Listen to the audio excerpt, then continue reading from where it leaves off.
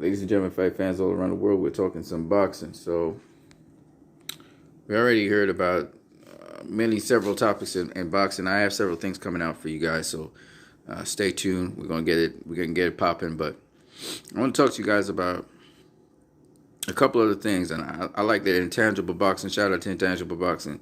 Touched on a certain point that a lot of people want to have boxing fights marinate, and sometimes. I'm not saying in the case of Errol Spence that was necessary because Errol Spence had a number of opponents he could face and world champions and stuff. But a lot of times by holding off these fights, they're never possible. I mean, we had Anthony Joshua versus Deontay Wilder. Everybody wanted to see that fight.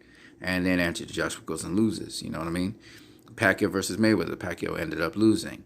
I mean, there's a lesson to really be gathered from this stuff when you try to marinate fights. Sometimes just let the fights happen. Promoters need to just let their star people fight each other. Just let it happen. Just let it be. A lot of times we as fans are disappointed when we hear initially about this matchup and then guys don't want to face each other. And you know that there's a business aspect to boxing, and this has been so forever. But I think where the UFC trumps us, and now we're going to have Dana White bringing in, I forgot what the name of the boxing is that the fans want to see a matchup. A matchup is introduced, they deliver. And I think that's what needs to happen in boxing. I can't agree with Intangible Boxing more. A number of these incidents show that life and the future is unpredictable.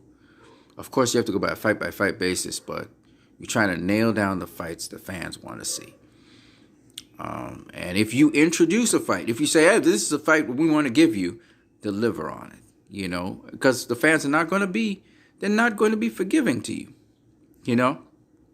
And to me, there's a lot of ridiculousness in boxing, And so it's about time, like, if you can deliver it, if you can't deliver it, say it honestly. Say we can't deliver this right now. We can't. We would want to, but we can't. Just let it be. Let the fans say whatever the fans say now. They have their whole right to say, right? But we looked at the Tevin Farmer versus Gervonta Davis issue, didn't deliver. Deontay Wilder versus Anthony Joshua, didn't deliver, right? Errol Spence versus Terrence Crawford, etc., etc., etc., right? Fight after fight after fight. And this marinate thing don't work. It don't work most of the time. Sometimes it does, but most of the time the luster off of it is taken off. You hear the fans say, 5 years too late with Mayweather Pacquiao. Pacquiao went and lost. He lost twice in a row. You know what I'm saying? It took the luster off the thing. Pacquiao was still Pacquiao, but he lost. In 2010, if that had happened in 2010, it would have been a much more sensational win. Not necessarily a more deserved win, not necessarily the fighters would have been better, but it would have been more sensational. And I think that's something that I just don't understand how the people in the business don't get that. Like, they're trying to optimize money, but sometimes you just have to let the fighters fight their fights. You just have to let the fighters do what they do and keep it moving, because in the long run, if you're being authentic, I think you make more money. And people buy into the sport more, and you get more fans, and you get more people joining the sport than you trying to eke out the most amount of money you can out of a situation where you may have several of those situations. Maybe you won't make as much money with each situation, but you will have several of them, and you'll be able to make more and more money. And then more people come into the sport. More people start to invest into the sport. More people get interested in the sport because they realize the sport is genuine. The other thing about the sport that kind of lets down fans is when they perceive that a certain fighter has won a fight and the judges go and they judge in a totally different way, like antagonistic to the fans. And I think that's another problem. If the fans are watching something and they're seeing it one way and the officials are seeing it another way, either one of two things. Either you educate the fans on what they're seeing, and if when educated the fans still are saying, like hardcore fans are saying, no, that didn't happen, then you as officials either have to do one or two things. They either have to be fired, there has to be a consequence for their officiating, or you have to literally change the situation so they can officiate better. All right. But at the end of the day, I think there's a lot of underplay and nepotism and some wrongdoings inside of boxing, because people trying to force a certain fight to happen or force certain things to happen. And I think you just get rid of those people in boxing who are, instead of trying to promote the sport, they're trying to have their own way in boxing. I think it would be much better. And I think some of them old heads need to just get out of boxing.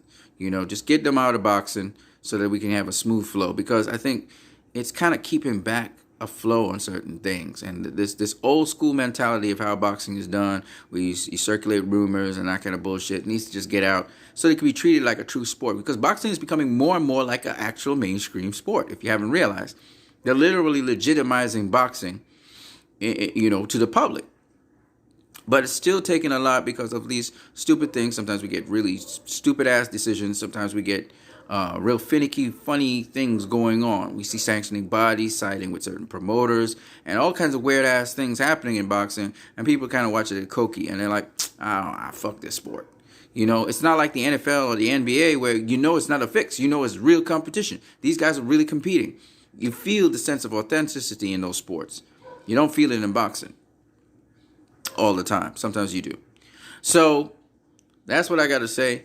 Shout out to each and every one of you guys. Peace to you guys. Keep Errol Spence and keep, of course, Ali Bashir in your prayers. Both guys, the fights were scrapped. Their future fights were scrapped because of some violence that was done to them, whether it's by their own doing. And it was by their own doing as well. Errol's by his own doing that he's crashed. And Ali Bashir, by his own doing, got punched. So it's sad, but we got to learn from these lessons. Value life, and also younger people especially, and older ones like myself. You guys got to be more responsible. You got to think a couple steps ahead about what you're doing and the consequences. And usually when you're young, you always feel top of the world. You feel, that nothing could touch you. And something touches you to get you back down to reality. Sometimes it's life-changing. You guys have a good one. Peace.